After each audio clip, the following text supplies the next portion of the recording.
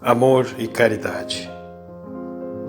103 anos se passaram, ou foram segundos. Os sentimentos ficam através dos tempos. Nossas raízes se encontram em duas casas pequenas, Luz e Amor de Maria. Separadas, eram dois focos frágeis de luz. E eis que nos falam os imortais: unam-se, melhor será a caminhada. Eles sabem melhor do que nós. E disseram: a união desses dois templos será um fator de engrandecimento. Dos dois surgirá um só. Dele nascerá a luz para esta pequena cidade. 19 de maio de 1918. Mãos dadas, corações confiantes. Sempre assim. As raízes sustentam. 103 anos, passado e presente. Quantos meses, quantas semanas, quantos dias. Um caminho lindo sendo construído por mãos dedicadas, mas ainda incompleto. Sempre haverá um dia a mais, uma semana a mais, um mês, muitos anos mais. 103 anos, santuário de luz e de bênçãos, portas abertas, materiais ou virtuais, não importa. Estaremos sempre a postos, refazendo, reinventando, adaptando. O caminho continuará a ser trilhado e sinalizado por muitas mãos. Abençoado e abençoadas sejam todas estas mãos. Amor e caridade, 103 anos, esclarecendo, consolando, apontando rumos.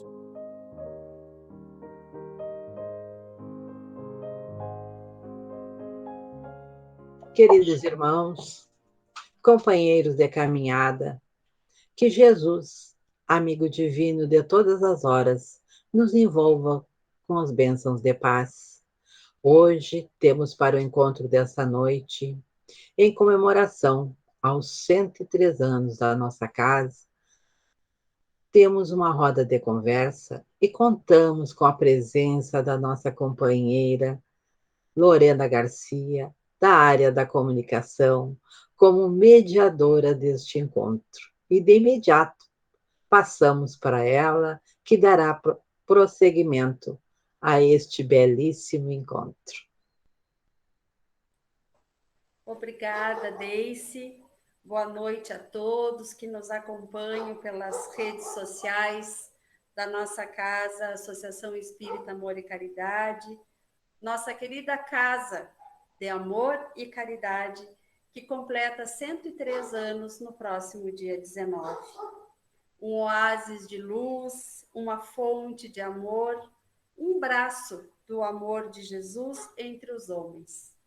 E não podemos deixar de externar aqui o nosso carinho e a nossa emoção em partilharmos este momento tão especial através deste trabalho que ora realizamos. E como qualquer tarefa da nossa casa, vamos iniciar com uma prece.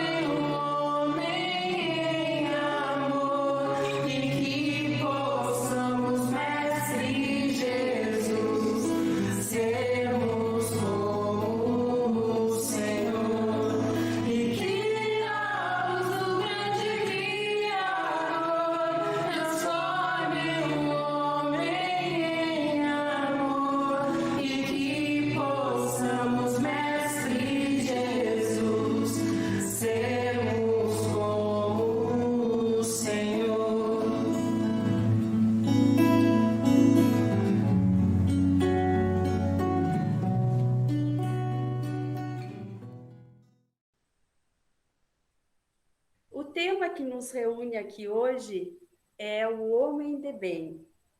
Caracteres do homem de bem. Quem é este homem de bem segundo a doutrina espírita? O que nos trazem as obras da codificação sobre o homem que na Terra busca seu aperfeiçoamento e progresso? Mas não sou eu quem vai dar as respostas, e sim as nossas convidadas para esta roda de conversa. Heloína Lopes, Vera Catarina do Couto, Clélia Martins, a Quiqueia, e a Maria Eunice da Silva. Nossas irmãs de jornada, trabalhadoras incansáveis da Seara Espírita, no Amor e Caridade e no Núcleo Nova Esperança. Boa noite, queridas irmãs. Sejam bem-vindas. Boa noite. Obrigada. Boa noite. Boa noite, queridas companheiras. Então, vamos iniciar o nosso trabalho direcionando algumas perguntas para as nossas companheiras. E a primeira delas vai ser a Heloína.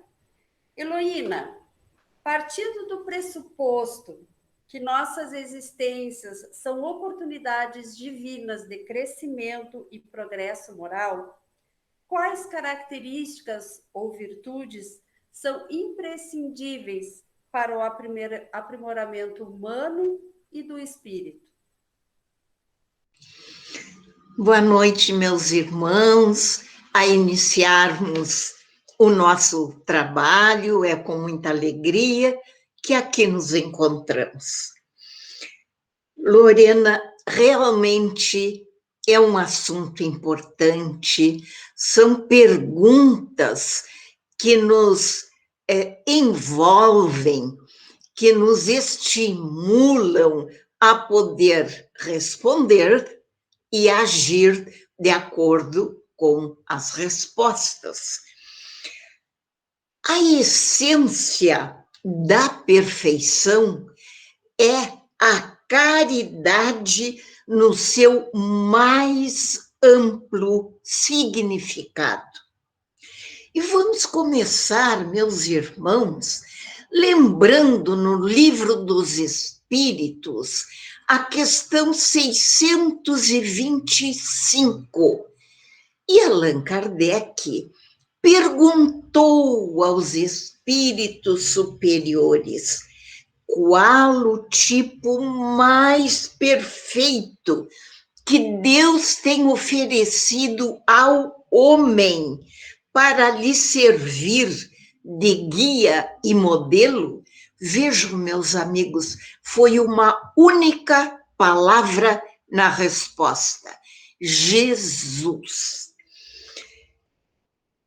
Então, nós ficamos pensando, já que estamos procurando tratar do tema o homem de bem, que fez Jesus para exemplificar para todos nós durante a sua passagem na Terra?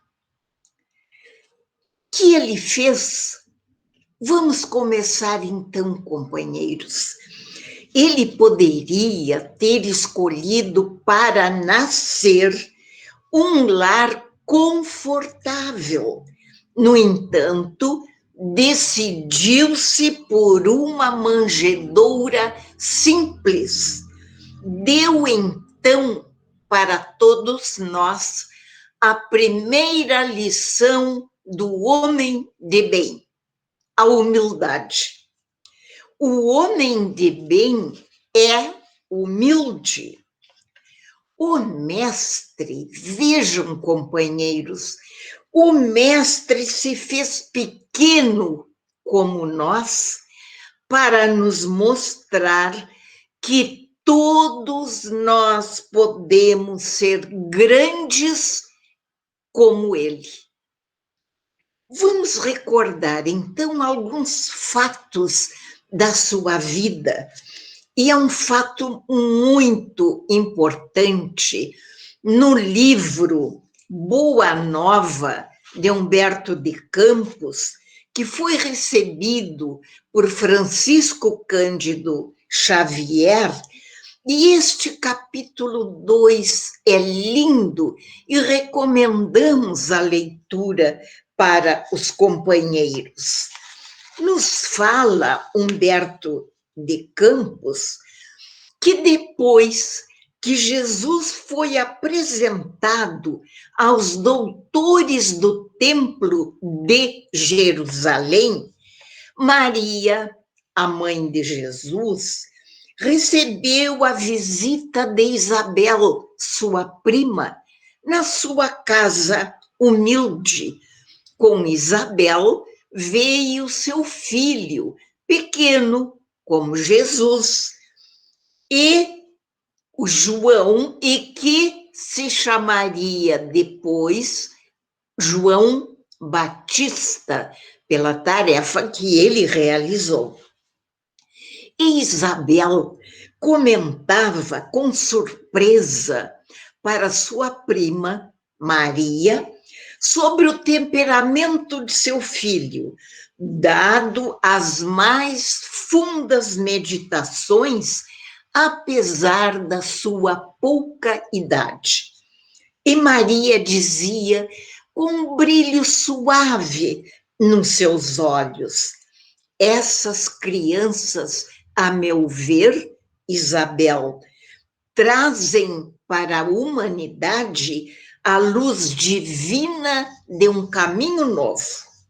E continuava Maria falando. Há poucos dias estivemos em Jerusalém e com que facilidade o meu menino elucida os problemas que lhe são apresentados. Até já pedi ajuda a Eleazar para cuidar do futuro dele. No entanto, meus amigos, vejam o que aconteceu no dia seguinte. Pela manhã, sem que tivesse tomado parte no assunto, Jesus falou a Maria: mãe, que queres tu de mim? Acaso não tenho testemunhado a minha comunhão com o Pai que está nos céus? Eu mesmo escolherei a escola melhor. Vejam que lição, meus irmãos. E a seguir, o que ele fez? Foi até José, seu pai, e pediu com humildade que o admitisse em seus trabalhos na carpintaria. Escolheu, portanto, como primeira escola o lar. Quando Jesus começou a sua pregação, vejam, as pessoas daquela época diziam: ora, é um carpinteiro, filho de um carpinteiro. E muitos não acreditavam nas palavras daquele jovem, daquele moço de 30 anos e que começava a falar.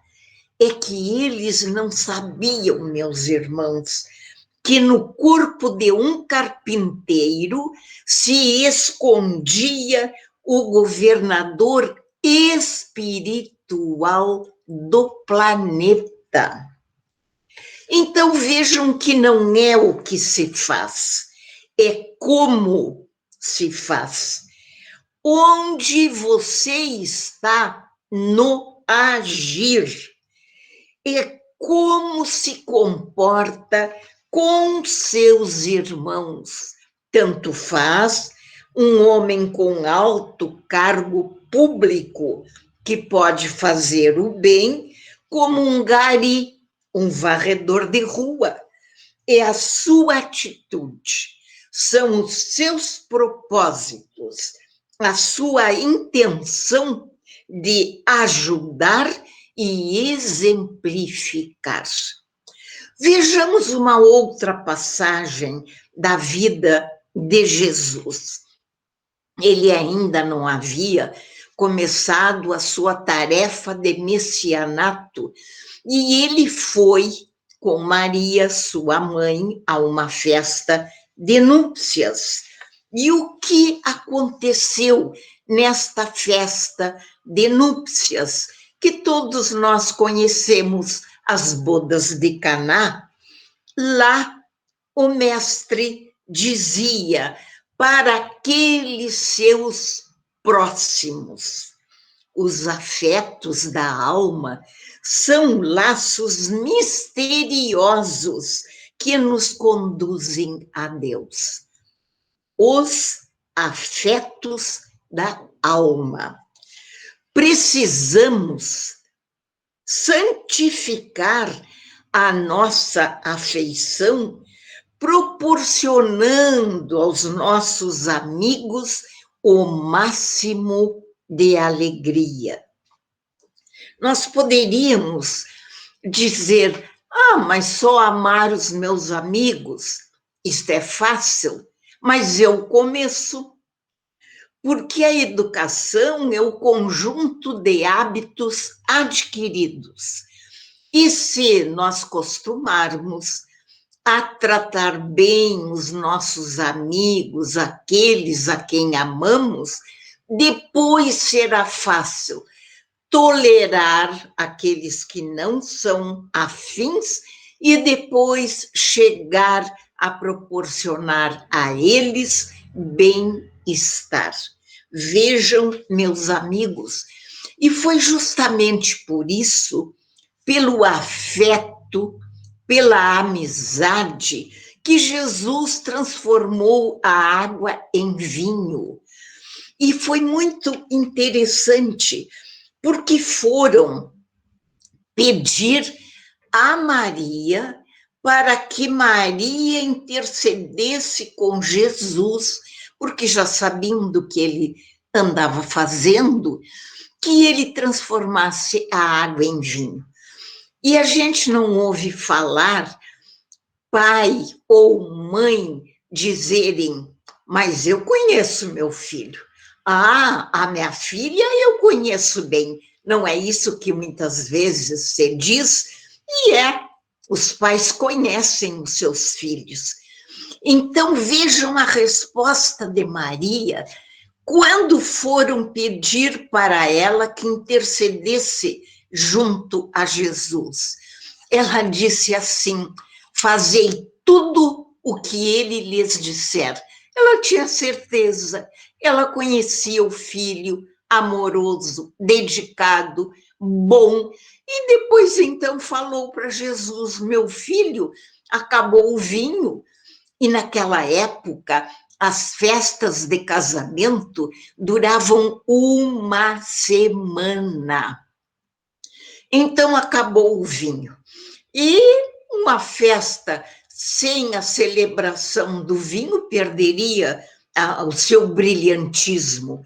Então, Jesus transformou a água em vinho, porque o noivo era seu amigo dos tempos da infância. Vejam que interessante. Eles eram amigos segundo os apontamentos de João no seu evangelho. E agora ele se encontrava com um amigo na sua festa de núpcias. Que melhor fazer do que proporcionar alegria ao amigo? As bodas de Caná. Então vejam, meus irmãos, o homem de bem propicia o bem-estar e a alegria sã aos seus amigos. Há pessoas que só por estarem convivendo conosco, e isto é experiência de todos nós, essas pessoas nos transmitem o desejo de sermos bons despertam em nós, muitas vezes, sem falar, o desejo de sermos bons. Despertam a sensação de bem-estar e a vontade de agir no bem. O homem de bem é caridoso. Vemos, porém, que para ser o homem de bem, não bastam os seus propósitos. Os instrumentos para agir têm que ser do bem.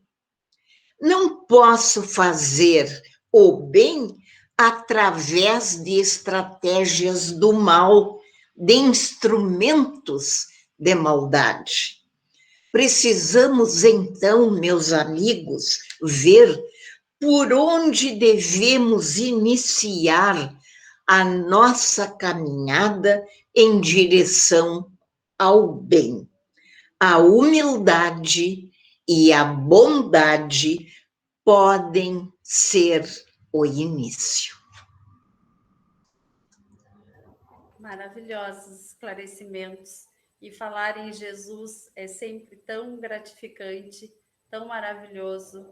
Eu quero saber se as companheiras querem fazer algum complemento ao que nos trouxe a Heloína. Quequeia?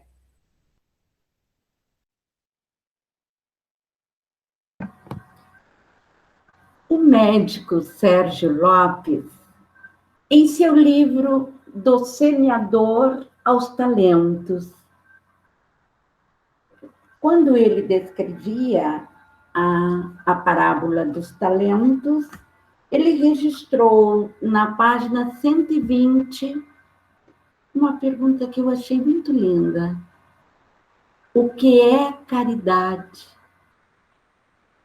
E ele colocou assim: é aceitar o convite para um banquete, é participar do milagre da multiplicação. Nossa, vem bem ao encontro da narrativa da Heloína sobre as bodas de Caná. Vera, queres dizer alguma coisa também? Quando, em meados do século XIX, Allan Kardec codificou a doutrina espírita, ele reviveu os ensinamentos que Jesus, há mais de 2000 anos, nos deixou.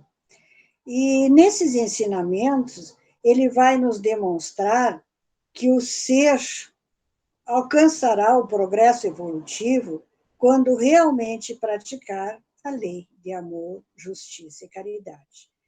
E, assim fazendo, sempre aos outros aquilo que gostaria que assim fosse feito, demonstrando que realmente ele atingiu o conhecimento da verdadeira vida, a sua origem como ser imortal, e que é proveniente do amor divino e é um ser destinado à felicidade plena. Eunice, queres trazer também alguma colaboração? Durante o tempo em que a nossa irmã fazia as suas colocações, nós estávamos a pensar que estas passagens de Jesus,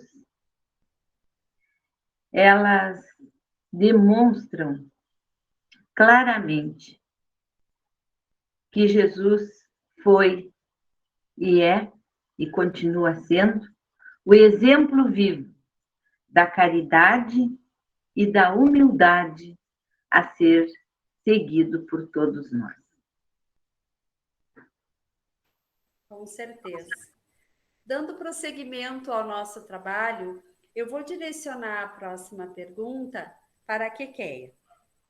Quequeia, podemos dizer que o materialismo dificulta a nossa ascensão espiritual e que o exercício da caridade valoriza as coisas do espírito, nos libertam e nos transformam em pessoas melhores?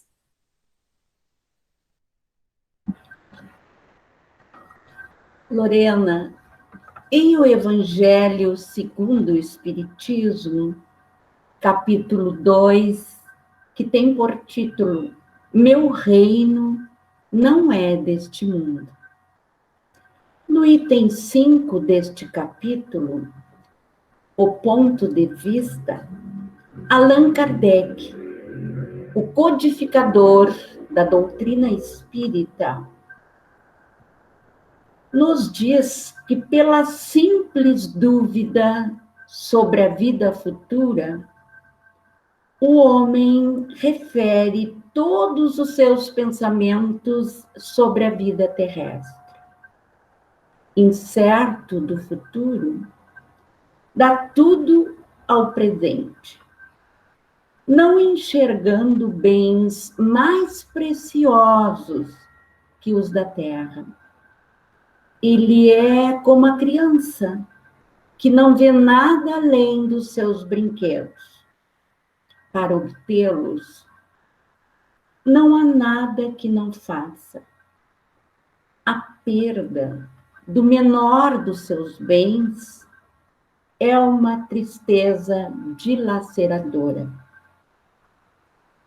uma decepção, uma esperança frustrada, uma ambição não satisfeita, uma injustiça de que é vítima. O orgulho ou a vaidade feridos são igualmente tormentos que fazem da sua vida uma angústia perpétua, dando-se assim voluntariamente uma verdadeira tortura de todos os instantes. Tomando seu ponto de vista da vida terrestre, no centro da qual está colocado, tudo toma ao seu redor proporções vastas. O mal que o atinge, como o bem que compete aos outros, tudo adquire aos seus olhos uma grande importância. Ocorre o mesmo com aquele que está no interior de uma cidade, onde tudo parece grande. Os homens do cume da escala, como os monumentos. Mas que se transporte para sobre uma montanha, homens e coisas vão lhe parecer bem pequenos. Acrescentando a esta colocação do nosso querido codificador, a benfeitora espiritual Joana de Ângeles, pela psicografia de Divaldo Pereira Franco, no livro Vidas Vazias.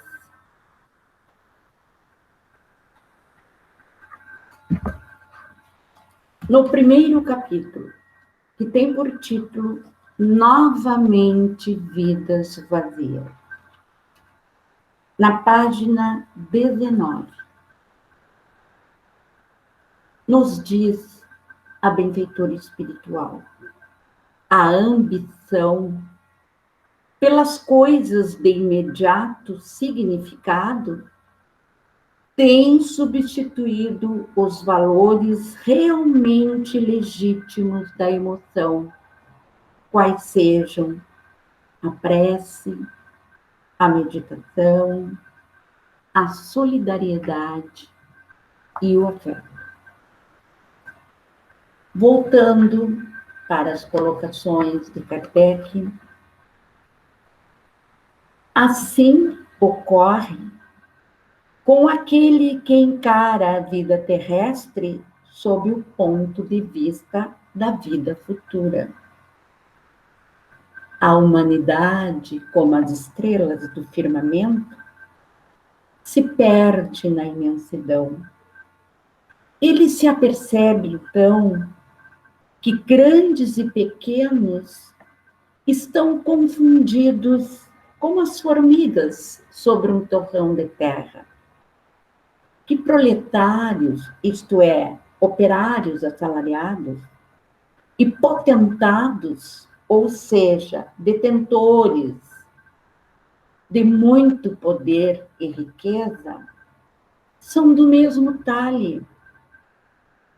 E lamenta esses homens efêmeros que se dão tanta inquietação para conquistar um lugar que os eleve tão pouco e que devem manter por tão pouco tempo.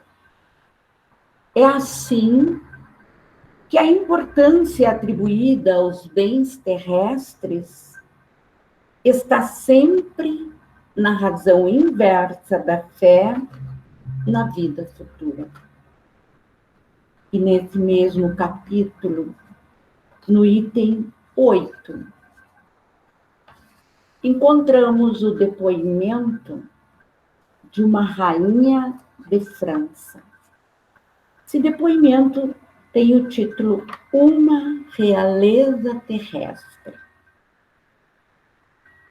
Quem melhor do que eu poderá compreender a verdade destas palavras de Nosso Senhor?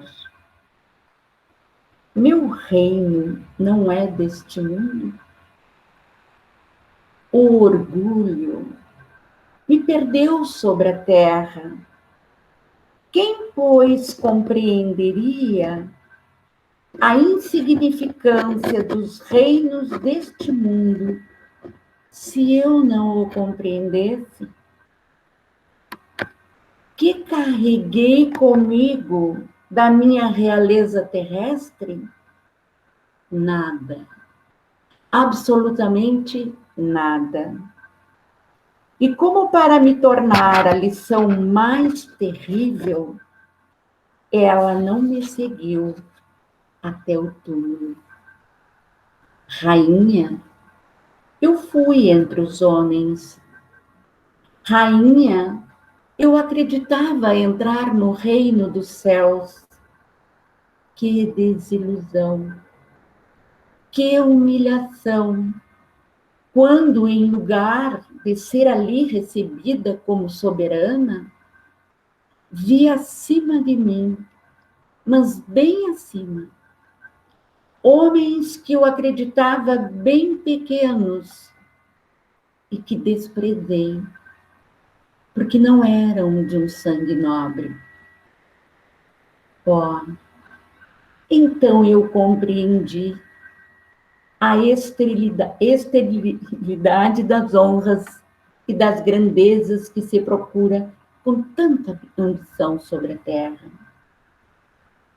Para se preparar um lugar neste reino, é preciso a abnegação, a humildade, a caridade em toda a sua prática celeste, a benevolência para com todos. Não se vos pergunta o que fostes, que posição ocupastes, mas o bem que haveis feito, as lágrimas que enxugastes. Ó Jesus, disseste que teu reino não era deste mundo, porque é preciso sofrer para alcançar o céu. E os degraus do trono não nos aproximam dele. São os caminhos mais penosos da vida que a ele conduzem. Procurai, pois, o caminho através das sarças e dos espinhos, e não entre as flores. Os homens correm atrás dos bens terrestres como se os devessem guardar para sempre. Mas aqui não há mais ilusão.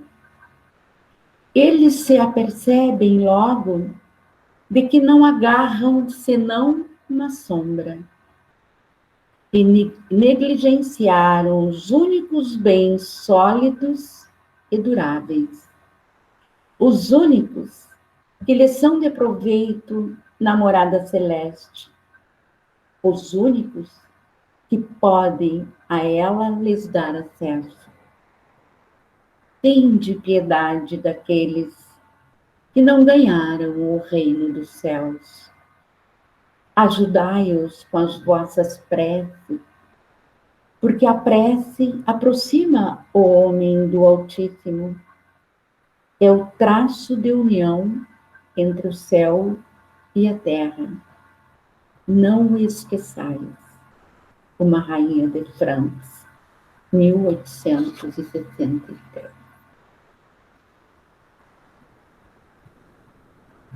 O que levamos conosco é o tesouro do coração, nada mais que isso. Heloína, queres fazer algum comentário?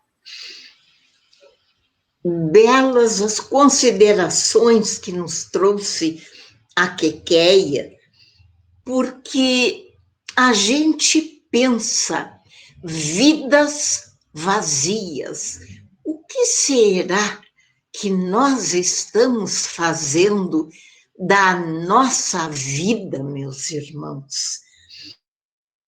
Como é importante preencher a nossa vida de valores morais que nos ajudem a progredir, para que não tenhamos surpresas desagradáveis ao retornarmos ao mundo espiritual. Que tenhamos vidas plenas para continuar. Vera, queres trazer alguma consideração?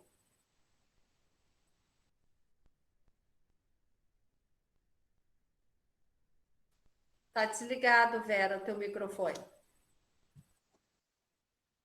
Meus irmãos, no momento em que as companheiras enfatizaram os bens, nós reconhecemos que no momento em que nós nos deixamos dominar pelo ter, mais do que pelo ser, nós estamos seguindo os instintos orientados pelo egoísmo, pela vaidade, e muitas vezes nos considerando superiores uns aos outros, e deixando de perceber que realmente os bens espirituais, que nos acompanham sempre, está a verdadeira posse.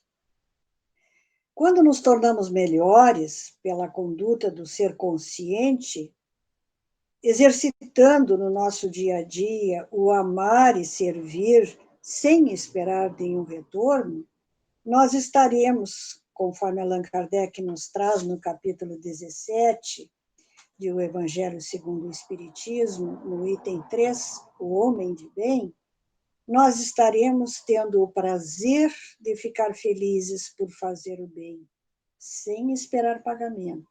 E assim, meus irmãos, poderemos retribuir o mal com o bem, alegres com os benefícios espalhados, com os serviços prestados, com as lágrimas enxugadas, nas consolações que alcançamos e nos tornando felizes, todos aqueles que conosco convivem, assim também o serão. Eunice, queres completar também com alguma consideração? Observando atentamente a narração do fato, né, pela nossa irmã Quequeia, nós refletíamos que grande é a nossa responsabilidade em darmos ênfase às coisas que dizem respeito às conquistas do nosso espírito, pois as coisas materiais, elas são efêmeras e passageiras, e as coisas espirituais carregamos conosco para o resto das nossas vidas. Com certeza, né? Seguindo aquela passagem em que Jesus disse: o que é da carne, e o que é do espírito, é do espírito. Vamos agora dirigir a nossa próxima pergunta para Vera. Nós já falamos sobre a humildade, sobre a bondade, sobre fazer a alegria do nosso próximo, sobre a importância dos tesouros do coração e da moral. Que outras virtudes devemos trabalhar em nós para o nosso desenvolvimento moral e cristão, assim como Jesus nos exemplificou? Jesus nos ensinou que a verdadeira caridade contém benevolência, indulgência, abnegação e devotamento. Quando formos, meus irmãos, benevolentes, nós aceitaremos de muito boa vontade os nossos semelhantes, como eles realmente são. E com indulgência, não iremos focar as suas imperfeições. E abnegados, renunciaremos a algo que poderíamos conquistar devotados ao bem comum, a benefício de todos.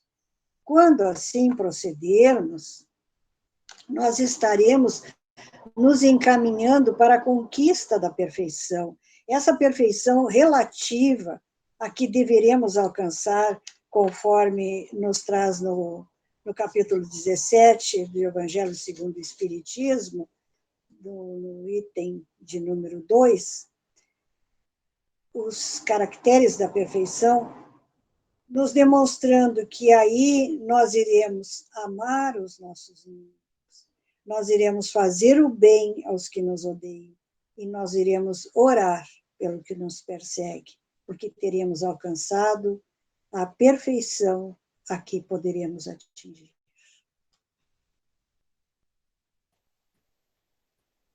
Heloína, queres trazer algum esclarecimento ainda sobre a mesma pergunta? A Verinha abordou muito bem estes aspectos, e a gente observa, Lorena, que a renúncia em benefício de todos, com amor e entendimento, nos levam ao crescimento espiritual e que é tão necessário. É, portanto, importante observarmos a renúncia, o devotamento, a abnegação com alegria, e nós já estaremos a passos muito firmes em direção a uma situação bem melhor para nós. Com certeza. Quequeia, quer fazer algum comentário? As colocações da Verinha faz com que pensemos que devemos nos esforçar muito, muito, para seguirmos as grandes lições do nosso Mestre Jesus. O esforço, sem o esforço e a boa vontade, não iremos conseguir. Mas nós, mais do que nunca, nós todos nos esforçamos e colocamos tudo que temos dentro da nossa mente, do nosso coração, para melhorarmos a cada instante da nossa vida. Eunice, queres fazer algum comentário? Pegando o gancho da Heloína na questão da renúncia, nós entendemos assim que a renúncia é uma virtude muito difícil de ser exemplificada, não é?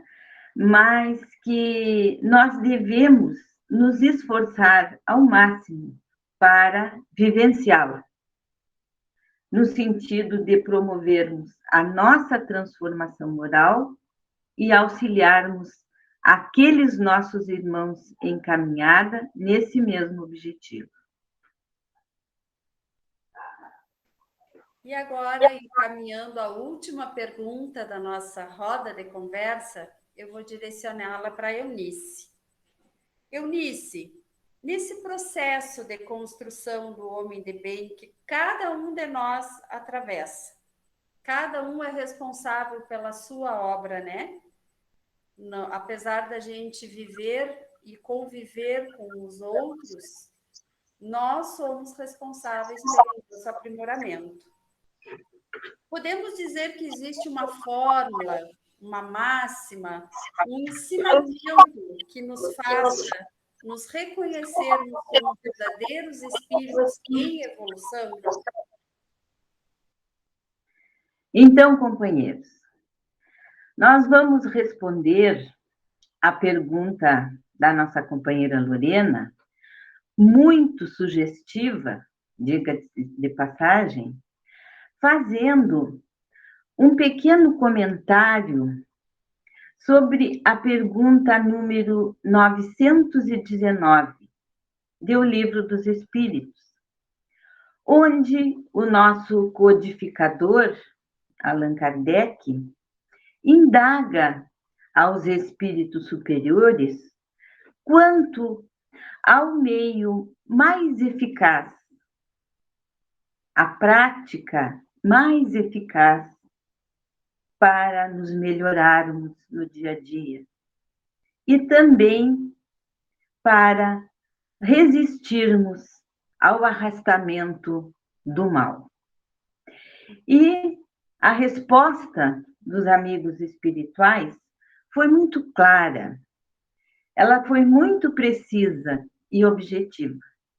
Eles responderam: um sábio da antiguidade já vos disse: conhece-te a ti mesmo. E agora, meus irmãos, nós perguntamos: qual o meio para nós atingirmos este objetivo tão desejado por todos nós? E é nesta mesma questão que Santo Agostinho nos dá uma orientação muito segura, muito simples, mas de uma grande profundidade. Ele nos fala sobre o autoconhecimento e a autoanálise. Esta forma de agir é o ponto-chave para nos conhecermos, nos assegura ele. E ele assim nos orienta: fazei o que eu fazia da minha vida quando me encontrava sobre a terra. Ao fim de cada jornada, eu interrogava a minha consciência, passava em revista todas as minhas atitudes, as minhas ações, os meus pensamentos, tudo o que havia feito, e me perguntava se não tinha faltado a algum dever a ninguém, e se ninguém teve que se lamentar de mim. Foi assim que eu consegui me reconhecer e ver o que havia para ser reformado em mim. Então, ele prossegue ainda: todo aquele que a cada noite assim procede, se interrogando o que fez de bem ou o que fez de mal, e pedindo a Deus para que o oriente e o assista na sua caminhada, com certeza ele receberá as forças necessárias para agilizar a conquista do seu aperfeiçoamento. Então, como podemos observar, meus irmãos, esta atitude de Santo Agostinho, se nós a utilizarmos como regra diária em nossas vidas, com toda certeza, nós estaremos caminhando para o exercício de todas estas virtudes que foram elencadas pelas nossas companheiras e que, com toda certeza, irão possibilitar a nossa ascensão na caminhada que nos conduzirá às moradas do nosso Mestre como verdadeiros homens de bem.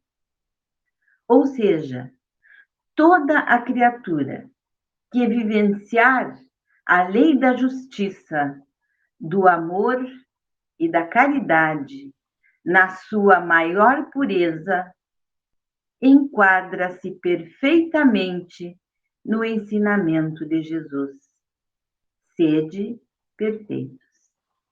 E quando Jesus ensinava a seus discípulos o caminho para a conquista deste aperfeiçoamento relativo que todos nós nos encontramos em caminhada, ele enfatizou que entre todas as virtudes que caracterizam um homem de bem, a prática da caridade é a mais alta manifestação do amor.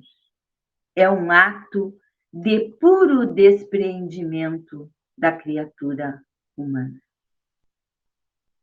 Observando todas essas colocações feitas pelo nosso irmão Santo Agostinho, que nós possamos, meus irmãos, aceitar os seus bons conselhos, para que assim possamos nos tornar verdadeiros homens de bem, a colaborar com Jesus na sua vinha de amor, principalmente nestes dias difíceis que nos encontramos atravessando e que, com certeza, ele necessita da nossa colaboração para auxiliar as criaturas sofredoras a atravessarem as suas dificuldades com mais paz, esperança e fé em seus corações.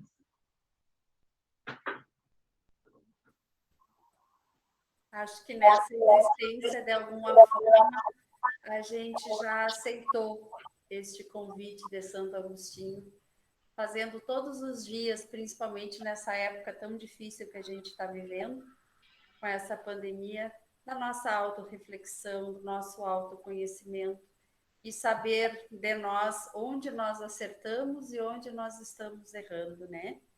Heloína, queres fazer ainda algum comentário sobre a mesma pergunta? É interessante, Lorena, exatamente o que a Eunice falou muito bem, e tu comentaste agora, como é importante a avaliação das atitudes nossas durante o dia. E à noite, como nos aconselha o nosso irmão Agostinho, conhecido Santo Agostinho, nós precisamos fazer à noite uma revisão. É claro que vamos encontrar falhas, é claro que vamos encontrar lacunas nas nossas atividades, algumas coisas erramos, outras coisas acertamos, outras coisas vacilamos, mas que isso não nos deixe preocupados, nem desanimados. A caminhada é assim, refazer e refazer, repetir e repetir até aprendermos, porque é a renovação, essa renovação de propósitos deve ser feita com bom ânimo, não como se fosse uma perda de tempo. Não, uma experiência que não deu certo e que amanhã eu posso fazer melhor. E é isso que nos impulsiona para o dia a dia, para procurarmos ser o homem de bem. E essa é a proposta da doutrina espírita, né? Que a gente encontra no capítulo 4 também, que ninguém vai conquistar o reino de Deus se não nascer de novo, né? É essa proposta que a gente tem das diversas existências e de um novo dia. Todo dia que amanhece é uma nova oportunidade que temos, né, de construir coisas melhores para nós. Quiqueia, queres fazer algum comentário? Somente agradecer. Agradecer a Mariana, a Deice, a Ti Lorena pela dinâmica do trabalho. Agradecer a Heloína, a Verinha, a Eunice, pelas encantadoras lições essas que, para mim, é um grande aprendizado. Agradecer o nosso Amor e Caridade, o nosso Núcleo Nova Esperança, rogar a Jesus que abençoe a todos e agradecer de uma forma tão especial e tão carinhosa aos nossos benfeitores espirituais. A eles, o meu carinho e a minha gratidão. Vera, queres fazer algum comentário? Ainda em relação ao questionamento do Livro dos Espíritos, a questão 919, que também nos esclarece quanto à necessidade de nos melhorarmos, porque o homem, o ser humano, só vai demonstrar elevação, evolução, quando todos os atos da sua caminhada expressarem a prática da lei divina e comprovarem assim que ele está consciente, que adquiriu consciência do ser espiritual de origem divina que é. E como nos diz Santo Agostinho, nós precisamos analisar o nosso proceder em relação a Deus, como nós estamos nos portando no nosso dia a dia perante o Criador, que nos permite tudo, o que nos proporciona a facilidade de vida, de convivência, de harmonia, e muitas vezes não tão bem avaliamos. Em relação aos nossos semelhantes, ao nosso próximo, como é que nós estamos nos comportando nessa convivência necessária, principalmente dentro das quatro paredes do nosso lar, porque aqueles que ali se encontram são os companheiros necessários para esta caminhada, para o nosso melhoramento, para reajustarmos vivências anteriores. E também em relação a nós mesmos. Se não nos deixamos magoar, se não nos deixamos ferir por atitudes que possam prejudicar a nossa autoestima. E se por acaso restar alguma dúvida nesse julgamento, coloquemos na pessoa do outro questionamento. Como nós iríamos julgar, como nós iríamos condenar ou não o proceder se exercido pelo outro. Assim nós teremos como avaliar, porque Deus não tem dois pesos, duas medidas. É a mesma para todos nós. E nesse momento, quando nós adquirimos a chave do progresso individual, o autoconhecimento, nós estaremos nos tornando firmes no nosso amor, na fé em Deus, e assim nós podendo transmitir aos outros essa confiança e esse amor que nós temos por nós mesmos, nós poderemos amar melhor os nossos semelhantes, nos relacionarmos melhor, termos uma convivência mais saudável. porque só, meus irmãos, aquele que realmente se ama pode transmitir amor. Obrigada, Vera, pela tua colaboração. Agora, nos encaminhando para o encerramento do nosso trabalho, desta tarefa, que foi tão especial, tão gostosa de fazer com todas vocês, que de alguma forma me ensinaram algumas coisas hoje bem importantes. Heloína, queres fazer alguma consideração final? Meus amigos, para todos nós, este é um desafio urgente e necessário. Procurarmos ser o homem de bem. A mudança de hábitos para melhor. Nesta época de tantas dificuldades e limitações, que possamos seguir, companheiros, todos, confiantes, irmanados, seguros, porque temos o exemplo de Jesus para trilharmos os seus caminhos.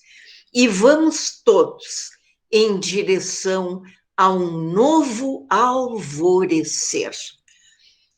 Um grande abraço, que Jesus permaneça conosco. Quequeia. O nosso boa noite a todos. Vera?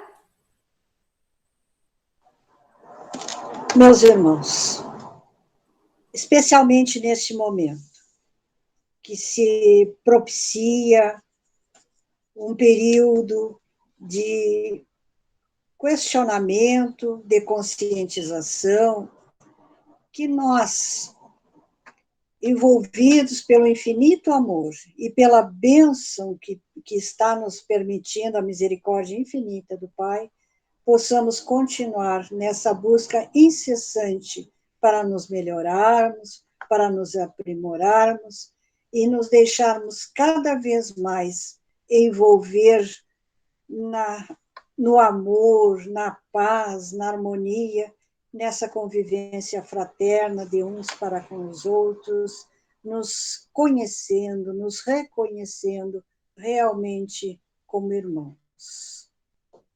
Boa noite a todos e muito obrigada aos queridos irmãos. Eunice, tuas considerações. Eu estava pensando aqui que, diante de tudo que foi exposto, nós devemos nos alertar para acelerarmos a nossa caminhada em direção ao homem de bem, contribuindo assim de forma decisiva na transformação da nossa tão amada Terra sob o comando do nosso amado Mestre Jesus. Eu agradeço a oportunidade e desejo também uma boa noite a todos.